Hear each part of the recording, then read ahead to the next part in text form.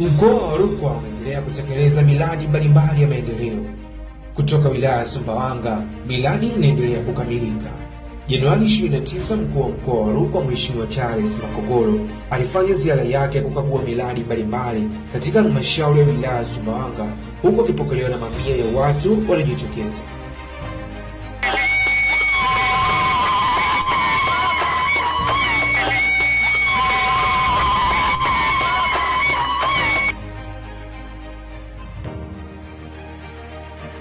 Hili ni watu wenye upendo sana. Yaani tayari sijaondoka, mimi tayari na wamisi. Basi Bwana Mungu awabariki sana. Kwenye ziara hiyo aliweka jiwe la msingi shule ya msingi Mzindakaya, kutembelea ujenzi wa madarasa wa shule ya sekondari Ikozi, uwekaji wa jiwe la msingi katika zahanati ya Mshani, kutembelea miundombinu ya shule sekondari ya wasichana ya mkoa wa Rukwa, yani Rukwa Girls, uwekaji wa jiwe la msingi katika zahanati ya Kavifunti.